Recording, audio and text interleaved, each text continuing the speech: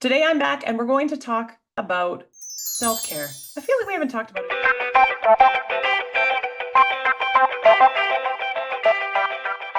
in a little while, and it's one of my favorite things to talk about because, as we all know, if you aren't taking care of yourself, then it's impossible to do a good job taking care of anybody else.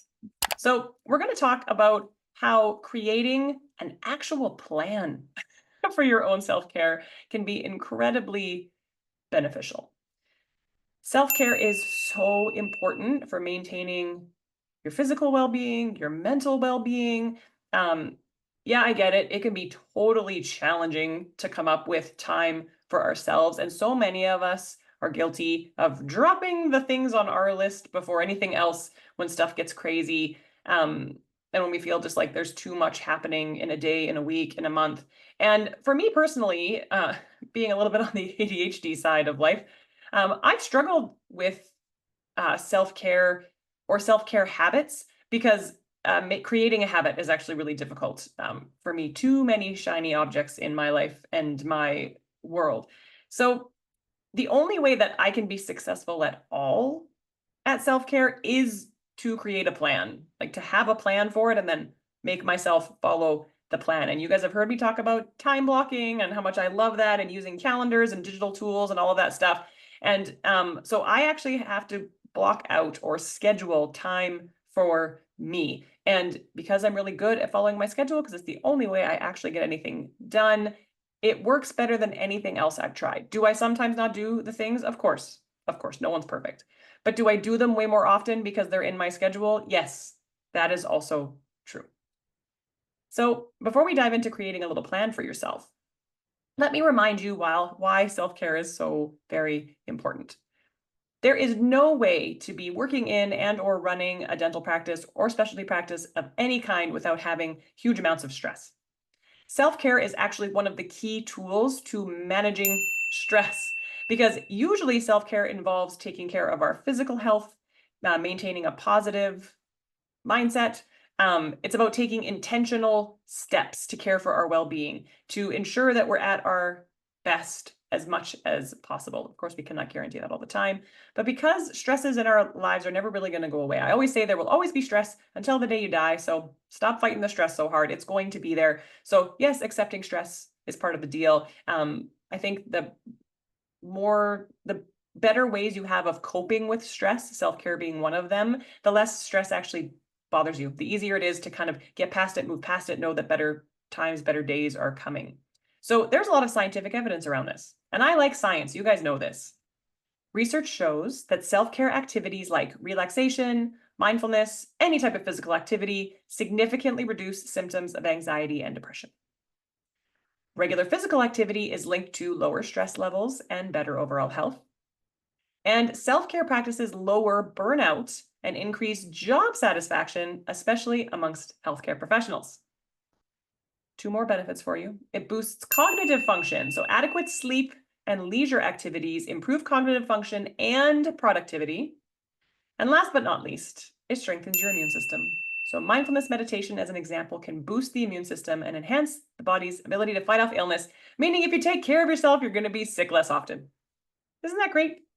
So why am I suggesting you make a plan? Well, I'm suggesting you make a plan because if you're like me and you like plans, then this might help you actually do the things that you know you should be doing and that you probably do want to do. So first you got to identify your needs. What is it that you need? What needs more attention in your life? Maybe you're already like super good at doing workouts. Like say your physical health is great, but you know that mentally there's some work to be done. So identify what those things are. Do you need more physical activity? Do you need more relaxation? Do you need more hobbies? Do you need more social connection? Do you need more mental health practices? So identify where you think you could do better, and then try to find some activities that you genuinely enjoy that will help you with that and things that you can realistically incorporate into your routine. I know as an example that I really love tennis, but it is hard to do that sport in the city that I live in. It would take a lot of my time and a lot of planning to effectively do it. So even though that would probably be a great way for me to be more physically active, it's probably never going to happen. So I probably shouldn't try to plan to incorporate that into my routine.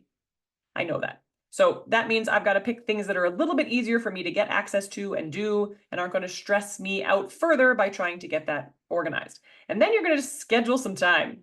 So just like any other important task in your life, something that is a must do, you schedule time for your self-care activities.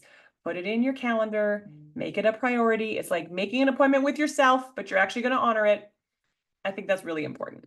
Now, I do think it's important to have a balance. So you'll have identified already where you think you need the most help or where you think you could get the most benefit from some self-care activities. But over time, you probably want to make sure that you include activities from all of the different categories where this would be helpful. So physical activity is kind of the no-brainer, right? Exercise, yoga, walking, any sport, like anything, physical activity is easy. For relaxation, like what are you doing to relax? Do you like to meditate? Do you read? Taking a bath? That could be going on a walk, right? Think about hobbies. Are there things that you like to do just for fun? Just because they're fun? Those are great things to have. I mean, it could be things like painting or gardening or playing an instrument. I consider things like playing with your kids, like anything you could think of that you really enjoy, make sure it's in there. And then social connections.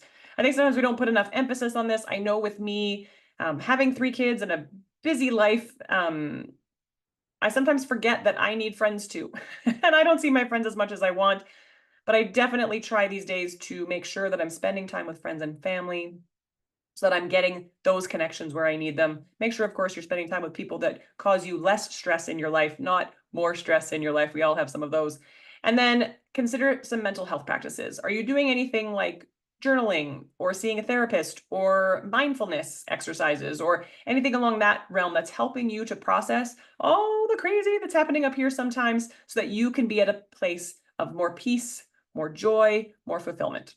So you should consider all of those categories. Now, honestly, just like when I ask you to, or we talk about changing anything in your world, anything, baby steps are better. I know sometimes I get super enthusiastic about changing things and I read a book or I learn something new and I'm like, oh my gosh, I'm going to do all of that. And the problem is I can't do all of that all at once. I really can only change things little bit by little bit in tiny, teeny, tiny pieces. And so I always try to break things out into like little small bits and then you build upon them as you have success. So start small. Maybe you just add in one thing. Like, you know what? I feel like my mental health is really struggling these days. It could be much better. The only thing I'm going to change in my world right now is I'm going to put into my calendar that for 10 minutes, that's it. 10 minutes every night before bed, I'm going to do some journaling. As an example, just making it up. But start with something really, really small, and then you can build on that because once that is part of your regular routine, sort of like a habit, then you can add something else. Or maybe you just mix it up. Maybe you do that for a while and then you do something else in that time later. But be realistic. Pick things that fit your current lifestyle and your current commitments and don't stress you out further. The whole goal here of self-care is not to add stress into the system. It's to take care of you so you can remove stress from your system. So making a plan for yourself is a really great first step. It's like making a little commitment to yourself. And when we make commitments to ourselves and then we actually follow through on those commitments, that's actually how you build self-confidence and self-worth. That's a fact. Mel Robbins talks about it a whole lot. If you don't follow her, you should. But by honoring commitments we make to ourselves, we are letting ourselves know that we matter, and that's how we build those things up. So make a commitment to yourself. Now, once you do that, once you make that commitment, it's really important that you take some time every once in a while to just reflect. What's working? What's not? Get rid of the things that aren't, right? We can change our minds anytime we want, as many times as we want. I love it. It's called free will. You can also make adjustments based on your reflections. If you realize you're blocking time to do a certain thing and you find that you actually don't really want to do that thing, so you're not doing it, pick something else, right? If something's not working, do something different and be flexible. There's going to be times in your world where you've scheduled stuff. You're like, man, it's not going to happen today. Maybe I'll do twice as long tomorrow, but you do the best you can every day. And I always say, don't beat yourself up if a day doesn't go the way you planned. You got another day coming and you can be grateful for that. So if the day doesn't go the way that you want, you had plans maybe to do something like go for a walk by yourself and sit by a tree, read a book, whatever that is, and it just doesn't happen because there are fires that have to get put out sometimes. You just say, oh, well, I got done today what I had to get done, and tomorrow I'm going to try again. Don't beat yourself up. Don't dwell on it. Talking down to yourself is probably the worst habit you can ever get into. Talk to yourself like you would your best friend, your mom, your kid, whoever you speak super kindly to, and always treat yourself that way as well. That's pretty much all I got to share with you on self-care plans, ladies. So if you tuned in and you found this helpful, awesome. I always appreciate feedback on the content that I put up. If there's something specific you want me to talk about or you want to know more about, you can comment below this video. You can shoot me a DM anytime, and I'll see you next week. Have a good one. Bye-bye.